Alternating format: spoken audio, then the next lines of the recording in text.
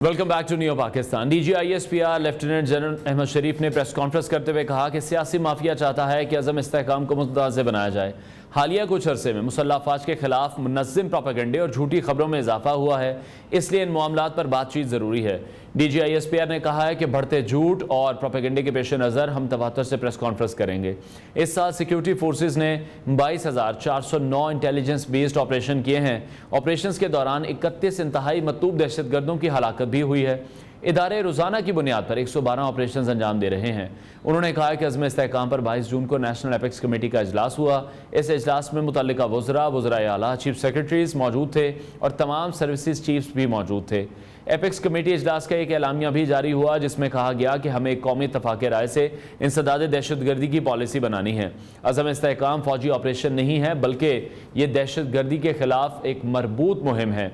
उन्होंने कहा कि इंतहाई संजीदा इशूज़ को सियासत की भेंट चढ़ाया जा रहा है। दहशतगर्दी के खिलाफ एक मरबूत मुहिम चलाई जा रही है और अज़्म इस्तेहकाम को मुतनाज़ा क्यों बनाया जा रहा है। DGISPR ने यह भी कहा कि एक मजबूत लॉबी है जो ये चाहती है कि अज़्म इस्तेहकाम के अगराज़ व मकासद पूरे ना हों। अज़्म इस्तेहकाम पर सियासत की जा रही है क्योंकि एक माफिया, सियासी माफिया और गैर कानूनी माफिया खड़ा हो गया है और ये कहने लगा है कि इसको हमने होने नहीं देना। ये सियासी माफिया चाहता है कि अज़्म इस्तेहकाम को मुतनाज़ बनाया जाए। लेफ्टिनेंट जनरल अहमद शरीफ का मज़ीद कहना था कि दहशतगर्दी के खिलाफ जंग शिद्दत के साथ लड़ी गई है और 4 से 5 ऑपरेशन हम हर घंटे में कर रहे हैं। तकरीबन 32,000 से ज़्यादा मदारिस पाकिस्तान में मौजूद हैं। 16,000 मदारिस रजिस्टर्ड हैं। इनके अलावा दीगर मदारिस कहाँ हैं, कौन उनको चला रहा है? 50% मदारिस को रजिस्टर्ड ही नहीं किया गया। उन्होंने सवाल उठाया क्या ये सारे काम फ़ौज ने करने हैं। उन्होंने कहा कि अफगानिस्तान से 6 मुल्कों की सरहदें मिलती हैं जिनमें से पाकिस्तान के अलावा बाकी 5 में पासपोर्ट के जरिए आमदरफ्त है। पाकिस्तान की सरहद को शनाख्ती कार्ड या तस्कीरा की बुनियाद पर सॉफ्ट बॉर्डर क्यों रखा जा रहा है, ये हम सवालात हैं जो कि DGISPR ने उठाए हैं। इसी हवाले से मज़ीद बात करेंगे। दिफाई तज़ियाकार कर्नल रिटायर्ड आबिद लतीफ़ ने हमें ज्वाइन किया है। सर बहुत शुक्रिया आपके वक्त के लिए। Thank you. प्रेस कॉन्फ्रेंस भी हमने देखी है और जिस तरह से प्रेस कॉन्फ्रेंस में तमाम तहफ़्फ़ुज़ात का भी इज़हार किया गया है, तमाम बातें भी की गई हैं, बन्नू वाले वाक़े को भी डिस्कस किया गया है। मैं चाह रहा हूँ हम एक एक करके तमाम चीज़ों को डिस्कस करें कि सिचुएशन जो है कि अब वो डे बाई डे अब वर्स्ट होती जा रही है। जिस तरह से हम देखते हैं कि स्टेट के अगेंस्ट अवाम को खड़ा करने की पहले भी कोशिश की गई है। बन्नू में भी वैसा ही मिलता जुलता वाक़या पेश आया और अब DGISPR भी ये कहते दिखाई दे रहे हैं कि अगर 9 मई के केसेस पर भी फैसला नहीं किया गया तो ये सब कुछ फिर ऐसे ही चलता रहेगा। जी बिल्कुल, देखें ये आपने बिल्कुल सही कहा कि सिचुएशन जो है वो दिन ब दिन कम्प्लेक्स होती जा रही है। अगर आप देखें तो हम शायद दुनिया की बल्कि हिस्ट्री की वॉरफेयर की हिस्ट्री की चंद उन मुल्कों में से, उन कौमों में से हैं जिसको एक ही वॉर दोबारा लड़नी पड़ रही है, यानी वॉर ऑन टेरर। और मज़े की बात यह है कि इसमें जो प्लेयर्स हैं वो भी वही हैं तकरीबन, और जिनके थ्रू जो स्टूजेस हैं जिनके थ्रू ये जंग लड़ी जा रही है, यानी उस साइड से अगर आप देखें तो अफ़गान टेरिटरी को देखें और हमारी जो बॉर्डरिंग टेरिटरी उसको देखें तो वो भी ऑलमोस्ट वही हैं। तो कोई भी जंग जो है एक्चुअली उसके 3 इंग्रेडिएंट होते हैं कि एक is the geography and then is the tactics और थर्ड इज़ द टेक्नोलॉजी। तो इस दफ़ा कोशिश ये की गई है, दुश्मन ने ये कोशिश की है कि वो इन तीनों जो फैक्टर्स हैं उसको चेंज कर दे और हमारी सूरत हाल जैसे पहले फेवरेबल थी अब ना रहे। लेकिन शायद दुश्मन को अंदाज़ा नहीं है कि अल्लाह ताला ने इस मुल्क को, इस कौम को और इस फ़ौज के पास वो चीज़ है जिसको हम वैलर, ईमान कहते हैं। और क्योंकि इसका मुज़ाहरा अभी जब ये बन्नू में अटैक हुआ तो एक सोल्जर ने एक ग्रेनेड के ऊपर अपने आप को गिरा दिया और वो शहीद हो गया। उसकी बॉडी के टुकड़े भी नहीं मिले, लेकिन बाकी जो लोग थे सराउंडिंग में ताकि वो बच जाएं। तो वो जो कौम जिसके अंदर ये वैलर है, जिसके अंदर ये जज्बा है, ईमान है, तो आई थिंक ये वाला फैक्टर उन्होंने शायद कंसिडर नहीं किया। खैर इस पे अगर हम बात करें कि ये जो सिचुएशन है इसमें अब अगर आप देखें तो DGISPR की जो प्रेस कॉन्फ्रेंस थी, कल का जो प्रेसर था, उसकी कुछ टेक अवेज हैं। पहली चीज़ तो उन्होंने ये क्लियर की कि एक इलीगल स्पेक्ट्रम है जो पाकिस्तान के अगेंस्ट काम कर रहा है। जी। अब उस इलीगल स्पेक्ट्रम के अंदर एक तो टेरिटोरियल उसका कंटेंट है, फिर उसका काइनेटिक कंटेंट है, यानी कि जो तालिबान अटैक करते हैं यहाँ पे और वो सारा कुछ है, और उसके साथ साथ एक उसका जो उन्होंने कहा डिजिटल कंटेंट भी है, जो डिजिटल टेररिज्म जिसका उन्होंने जिक्र किया। जी। सो डिजिटल टेररिज्म में उन्होंने, जैसे अब आप बात कर रहे थे कि एक नेशनल एक्शन प्लान था, नेशनल एक्शन प्लान 2014 में आया जिसमें 20 पॉइंट्स थे और उस पर فوراً ہی APS کے سانے کے بعد اس پہ بہت سارا کام ہونا تھا. خیر اس طرح نہیں ہو سکا. نیشنل جو اینٹی ٹیررزم اتھارٹی ہے وہ بھی نہیں بن سکی, اور بہت ساری چیزیں جو ہیں اس طریقے سے نہیں ہو سکی. اس کے بعد دوبارہ سے 2021 میں اور اس کو ریوائز کیا گیا اور ریفارم کیا گیا, اور 14 پوائنٹ کے ساتھ, اور اب ایپیکس کمیٹی اور اس کے ساتھ یہ جو سارا کچھ ہوا, اور جس کے تناظر میں یہ آپریشن کا بھی اعلان کیا گیا, اور جس پہ پھر ایک بہت پولیٹیکل ایک آپ کہہ لیجئے کہ ایک مہم ہوا, ایک پولیٹیکل ایک کنٹروورسی کریٹ ہوئی ہے. اس میں ہم یہ بھی دیکھ رہے ہیں کہ حکومتوں ہمیں ایک پیج پر اسٹیبلشمنٹ حکومت فوج کہہ لیں ایک پیج پر ہمیں دکھائی دے رہے ہیں, لیکن جو باقی سیاسی جماعتیں ہیں ریزرویشنز وہ رکھ رہی ہیں اس ابھی بھی آپریشن عزم استحکام پر. تو آپ کو نہیں لگتا کہ ان تمام سیاسی جماعتوں کے ساتھ پہلے بیٹھنا چاہیے تھا, ان تمام چیزوں کو پہلے کلیئر کر کے پھر آپریشن عزم استحکام کی طرف جانا چاہیے تھا, یا ابھی بھی کوئی مس انڈرسٹینڈنگ ہے جو کہ کلیئر ہونا باقی ہے؟ دیکھیں بیسیکلی تو بات یہ ہے کہ جو ڈیٹا ہے اور جو بیسک رسپانسبلٹی ہے وہ کن اداروں کی ہے جن کو قوم نے اور اسٹیٹ نے سیکیورٹی کے لیے لگایا ہوا ہے. ان کی ان پٹ تو آپ کو بتا رہی ہے. جو ابھی آپ نے ڈیٹا دیا کہ 22,409 آپریشنز ہوئے ہیں, ڈیلی کتنے لوگ شہید ہو رہے ہیں, 112 ڈیلی آپریشن کیے جا رہے ہیں, تو یہ ڈیٹا اٹ سیلف ایک ڈپیکٹ کرتا ہے کہ سچویشن جو ہے وہ ایب نارمل ہے, سچویشن جو ہے وہ ایکسٹرا آرڈینری ہے. تو جو پولیٹیکل پارٹیز ہیں وہ تو اپنی اسٹیٹ کی سچویشن میں, اپنے علاقوں کی سچویشن میں زیادہ اویئر ہوتے ہیں, ان کو شاید اس سے بھی زیادہ پتہ ہے. تو اب ہونا یہ چاہیے, جو آئی تھنک یہ ایک پورا پروسیس, اسی لیے ایپیکس کمیٹی میں ساری پولیٹیکل پارٹیز کے ہیڈ بھی تھے, ایپیکس کمیٹی میں اسٹیٹ کے ریپرزینٹیٹیو بھی تھے, گورنمنٹ کے ریپرزینٹیٹیو بھی تھے, تو ان سارے ریپرزینٹیٹیو کے سامنے یہ بات ہوئی. اور اگر یہ کوئی ایسی چیز تھی کہ جس کا کوئی ایسا تھا, تو I think that was the right forum جہاں پہ اس کی بات کی جاتی. اب اگر آپ اس کو ایک آپریشن کو جو کہ آپ کی بہت نیسیسٹی ہے اور آپ کے اس وقت سروائیول کا ایک ایشو بنا ہوا ہے, اور آپ نے بالکل ٹھیک کہا کہ پاکستان واحد کنٹری ہے کہ جس کو بارڈر کو افغانستان چاہتا ہے کہ بارڈر نہ ہو بلکہ ایک فرنٹیئر ہو, اوپن فرنٹیئر ہو, جس کا دل کرے ادھر دونوں طرف موو کر سکے.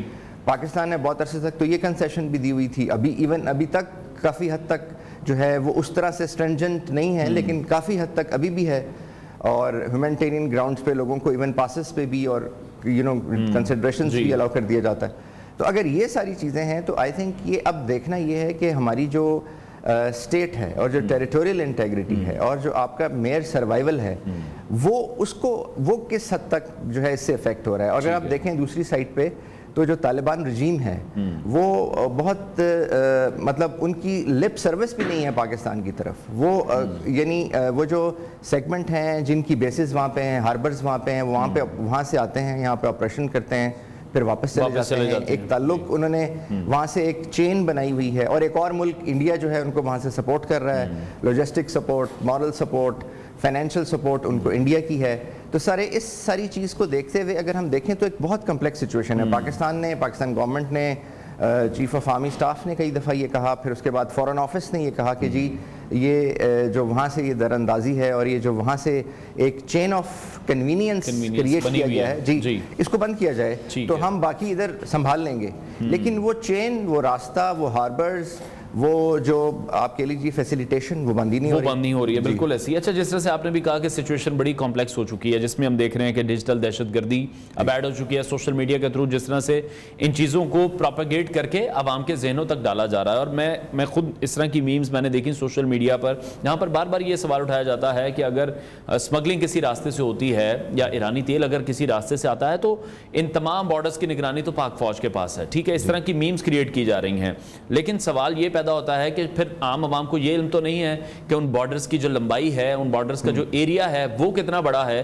اگر افغان بارڈر کو باڑ لگائی گئی تو وہ کتنا بڑا ایریا تھا, کتنے 100 کلومیٹر پر وہ محیط ہے, تو اس کو کور کرنا اتنا آسان نہیں ہے. میمز بنانا شاید سوشل میڈیا پر بیٹھ کر بہت زیادہ آسان ہے. جس جوان کی آپ بات کر رہے ہیں کہ ہینڈ گرنیڈ کے اوپر وہ لیٹ گیا, وہ سٹوریز پھر لوگوں کو نہیں پتا. جی اصل میں دیکھیں کہ جو پاکستان انڈیا کا بارڈر ہے وہ all together a different ball game ہے, انٹرنیشنل بارڈر ہے. جو بارڈر ہے بلوچستان کا اور افغانستان کا اور کے پی کا, پاکستان اور افغانستان کا بارڈر ہے, وہ بارڈر ایک بالکل ہی ڈفرنٹ چیز ہے. وہ 2600 کلومیٹر ایک آپ دیکھیے دونوں طرف ایک ہی قبائل ہیں, کئی گاؤں ہیں جو بارڈر کے اوپر آدھے بارڈر کے اس طرف ہیں, آدھے ہماری طرف ہیں.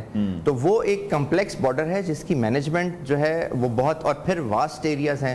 اب بلوچستان کے اندر ایک پوسٹ جو ہے ایف سی کی، اس کے بعد دوسری پوسٹ جو ہے وہ ہو سکتا ہے 100 کلومیٹر کے بعد آئے. بالکل. اب وہ اس کے اندر پیٹرولنگ کر سکتے ہیں، وہ پیٹرولنگ کرتے ہیں، لیکن جتنے اسمگلرز ہیں جو ان کو تو سارے روٹس پتہ ہیں کیونکہ وہ لوکل ہیں، لوپس ہول پتہ ہیں ان کو، وہ ٹریکس پتہ ہیں ان کو، وہ ٹویوٹا ٹریکس پتہ ہیں جہاں سے ایک سنگل گاڑی بھی بھگائی جا سکتی ہے.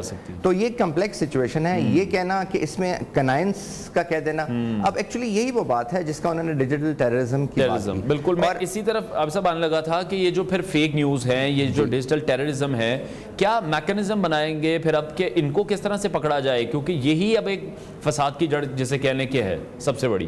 دیکھیں یہ تو دور ہی فیک نیوز کا، ڈسیپشن کا اور پوسٹ ٹروتھ ایرا ہے.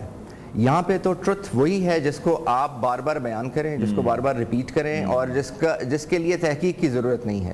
اب تو ٹروتھ وہ ہو گیا ہے کہ آپ کو تحقیق کی نہیں، ریپیٹیشن کی ضرورت ہے. آپ بار بار اس کو ریپیٹ کریں اور ایک نیریٹو کریٹ کریں. آئی تھنک دیکھیں یہ ایکچولی ہوتا یہی ہے کہ جو اس طرح کا پروپیگنڈا ہے اس کے لیے پہلے ایک آئیوٹا آف ٹروتھ ڈھونڈا جاتا ہے. فار ایگزامپل کہ بلوچستان کے بارڈر پہ ایف سی تعینات ہے، یہ آئیوٹا آف ٹروتھ ہے. اب خدا نہ خواستہ ایف سی انوالو ہے یا نہیں، اس پہ کسی نے تحقیق نہیں کرنی. اس ٹروتھ کو لے کے ایک کہانی بنا دینی ہے، ایک فالس نیریٹو بنا دینا ہے، پھر اس کو ریپیٹ کرنا شروع کر دینا ہے. پھر اس کو اتنا ریپیٹ کرنا ہے کہ وہ جو لوگ ہیں وہ یہ سمجھنے لگ جائیں کہ نہیں شاید یہی ٹروتھ ہے، کیونکہ ٹروتھ کی اب ڈیفینیشن ہی ریپیٹیٹو وربلائزیشن ہو چکی ہے. تو اس کے بعد جو کچھ جس کو لینن کہتا ہے یوزفل ایڈیٹس، وہ اس کو پک کر لیتے ہیں اور پھر بغیر اس کے وہ آگے اس کو پھیلانا شروع کر دیتے ہیں. وہی ان کا عقیدہ بن جاتا ہے، وہی ان کا خیال بن جاتا ہے اور وہی ان کی آئیڈیالوجی بن جاتی ہے. سو اس کو اب کاؤنٹر کیسے کرنا ہے؟ آئی تھنک یہ خالی اب مدرسوں میں نہیں، ہمارے اسکولز میں، کالجز میں بھی جو ہے وہ ہمارے جو ینگسٹرز ہیں ان کو اب آئی تھنک اویئر کرنے کی ضرورت ہے. ہمیں ایک نیشنل نیریٹیوٹی کریٹ کرنے کی ضرورت ہے. ہمیں اپنی کتھا اور کہانی دوبارہ سے بیان کرنے کی ضرورت ہے کہ پاکستان کیوں بنا تھا، یہ کتنی بڑی نعمت ہے. اور پھر اس میں جو ہماری آرمڈ فورسز ہیں ان کا جو کردار ہے، ان کی جو قربانی ہے، اس کو آئی تھنک واضح کرنے کی ضرورت ہے کہ کلیم کرنا ہے جی اس کو دوبارہ سے وہ کرنا ہے. اور پھر لوگوں کو یہ بتانا ہے کہ ہم ایک، انہوں نے جیسے کہا کل D G I S P R نے بھی کہا کہ ہم وار آ نہیں رہی ہمارے پاس، بلکہ ہم وی آر ناؤ ان دا وار. اور وار ہمارے سامنے جنگ ہو رہی ہے. روز میرے اور آپ کے سامنے ایک کوئی بیٹل ہوتی ہے جس کو ہم محسوس نہیں کر پاتے، لیکن یہاں ہم اس کا نشانہ بن جاتے ہیں، یہاں ہم اس دن اس موقع پہ اس سے بچ کے نکل جاتے ہیں. سو ایکچولی پورا معاشرہ اس وقت، پاکستان جو ہے وہ اس وقت ٹارگٹ ہے سوشل وارفیئر کا، لیگل وارفیئر کا، اکنامک وارفیئر کا، اور جس کو آپ کہتے ہیں کہ ہر طرح کی وارفیئر جو ہے وہ ہم پولیٹیکل وارفیئر. بالکل ٹھیک. سو ان ساری وارفیئرز میں اگر آپ حالت جنگ میں ہیں تو پھر ڈائسینشن اور یہ ڈویژن کی جگہ آئی تھنک کنورجنس ہونی چاہیے. اور میری سجیشن یہ ہے کہ جی اس کے لیے ایک آئی تھنک ایک نیشنل کنسنسس ہونا چاہیے. اور اگر جو پولیٹیکل پارٹیز ابھی یہ کہتی ہیں یا جو پولیٹیکل ڈائسینشن کے جو ایلیمنٹس یہ کہتے ہیں کہ جی ہم سے نہیں پوچھا گیا، ہمیں نہیں بتایا گیا، تو ان کو they are welcome, they are also part of Pakistan. ان کو کسی نے منع نہیں کیا. وہ آئیں اس ایپیکس کمیٹیز میں، نیشنل سیکیورٹی کاؤنسل کے اندر جو بھی فورمز ہیں اور جو فورز ہیں اس کے اندر آ کے ایڈریس کریں. بہت شکریہ کرنٹ ایڈ عابد لطیف دفاعی تجزیہ کار ہمارے ساتھ